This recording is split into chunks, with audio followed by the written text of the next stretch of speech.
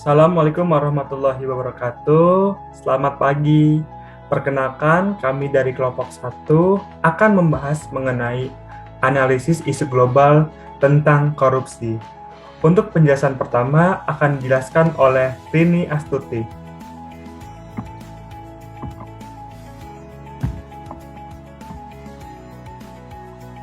Pengertian korupsi. Menurut Kamus Besar Bahasa Indonesia, korupsi adalah penyelewengan atau penyalahgunaan uang negara, perusahaan, organisasi, yayasan, dan sebagainya untuk keuntungan pribadi atau untuk orang lain.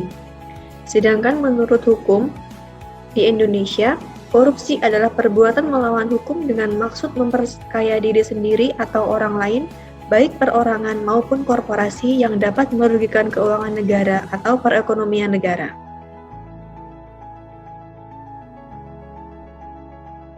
Bentuk-bentuk korupsi. Yang pertama, suap menyuap. Yang kedua, penggelapan jabatan. Yang ketiga, tindakan pemerasan. Yang keempat, gratifikasi. Yang kelima, benturan kepentingan pengadaan. Yang keenam, perbuatan curang. Yang ketujuh, korupsi keuangan negara.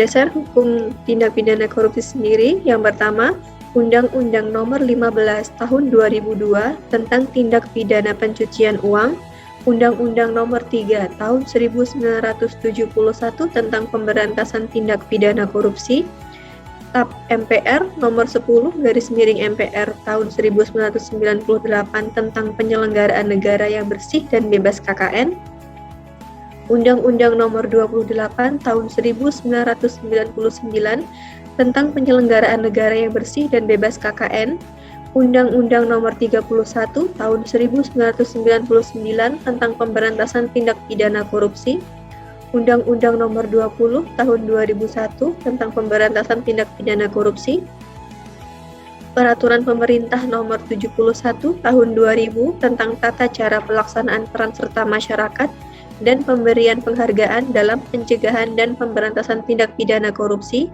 Yang terakhir, Undang-Undang Nomor 30 Tahun 2002 tentang Komisi Pemberantasan Tindak Pidana Korupsi. Selanjutnya, Mas Fajar Khalid. Terima kasih Mbak Rini. Berikutnya, saya akan menjelaskan tentang dampak dari korupsi itu sendiri. Yang pertama adalah di bidang ekonomi, kemudian di bidang pemerintahan, kemudian ada dalam bidang hukum, kemudian di bidang politik, lalu yang terakhir adalah di bidang pertahanan dan keamanan.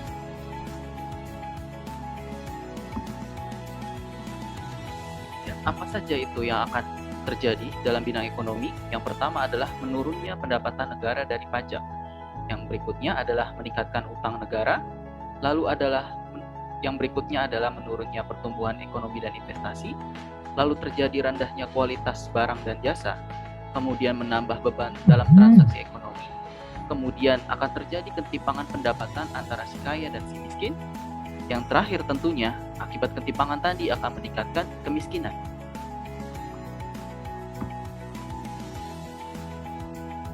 Sementara dalam sektor di bidang pemerintahan akan terjadi etika sosial yang mati. Nah, kemudian masyarakat akan tak lagi percaya pada negara, karena bidang pemerintahan sendiri sudah dipenuhi oleh banyak sekali kasus korupsi. Yang terakhir adalah hilangnya fungsi pemerintah itu sendiri, karena pemerintah gagal dalam menanggulangi kasus tindak pidana korupsi. Kemudian presentasi berikutnya akan dilanjutkan oleh Saudara Renaldi. Waktu dan tempat dipersilakan. Baik, terima kasih Mas Fajar. Oke, untuk dampak dari korupsi selanjutnya yaitu adalah bidang hukum. Apa saja dari bidang hukum itu sendiri? Yang pertama adalah undang-undang jadi pakai kopi, dan yang selanjutnya adalah hilangnya kepercayaan masyarakat.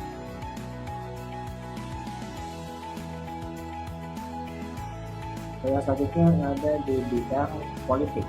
Dampak dari bidang politik tersebut adalah pemimpin koruptor, kemudian ada publik tidak lagi percaya dengan adanya demokrasi, lalu yang selanjutnya adalah menguatnya sistem politik yang dikuasai oleh kaum yang memiliki modal besar atau yang biasa kita sebut dengan koruptor.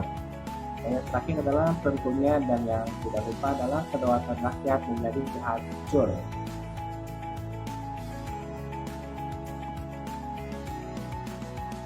Untuk dampak yang terakhir, yang kelima adalah dampak dalam bidang pertahanan dan keamanan. Salah satunya adalah yang pertama, kerawanan, pertahanan, dan keamanan dalam negara. Yang selanjutnya adalah terjadinya kekerasan dalam masyarakat.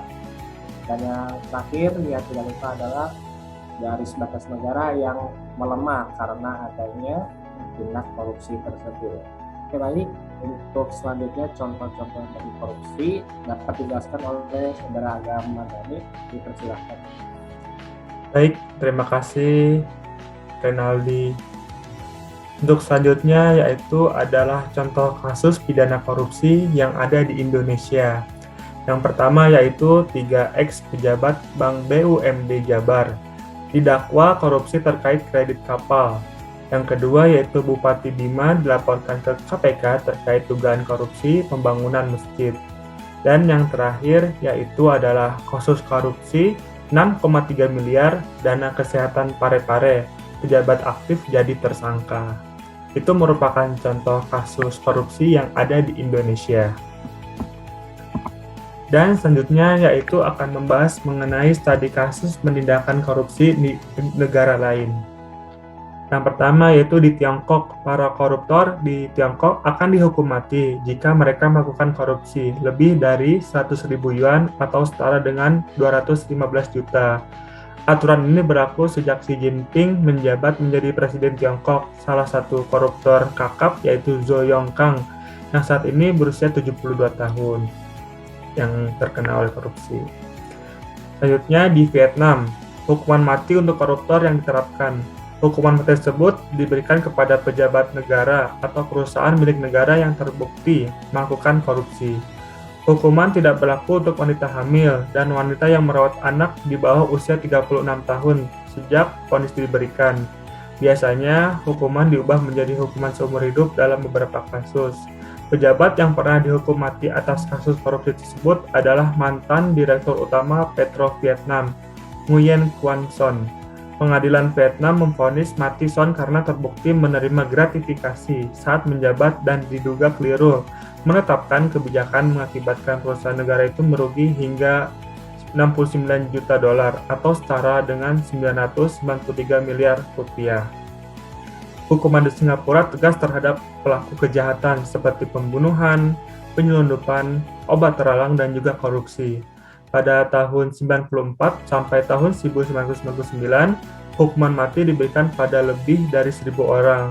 Amnesty International mencatat Singapura sebagai negara yang paling sering mengeluarkan hukuman mati.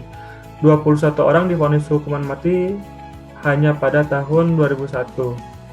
Di negara Taiwan, hukuman mati hanya diberikan kepada mereka yang maling uang untuk bencana alam dan dana untuk mengatasi krisis ekonomi sesuai undang-undang anti korupsi negara tersebut. Dan selanjutnya yaitu strategi melawan korupsi. Yang pertama yaitu dengan represif, yakni upaya tindakan hukuman untuk menyeret koruptor ke pengadilan dengan pengadaan laporan, pengaduan masyarakat, lalu ada penyelidikan, penyidikan, tuntutan, dan eksekusi. Selanjutnya yaitu adalah edukasi dan kampanye melalui pembelajaran anti korupsi demi membangkitkan kesadaran akibat dampak korupsi agar tidak adanya korupsi terulang kembali. Dan yang terakhir yaitu adalah perbaikan sistem agar tidak bisa melakukan korupsi kembali. Peraturan perundangan telah menjawab dengan tegas bahwa korupsi itu dilarang di negara Indonesia. Dan sebaiknya peraturan tersebut dilaksanakan dalam tindakan agar korupsi tersebut menurun dan tidak terjadi di tahun selanjutnya, terutama di Indonesia. Baik, sekian presentasi dari kelompok 1 mengenai analisis isu global tentang korupsi.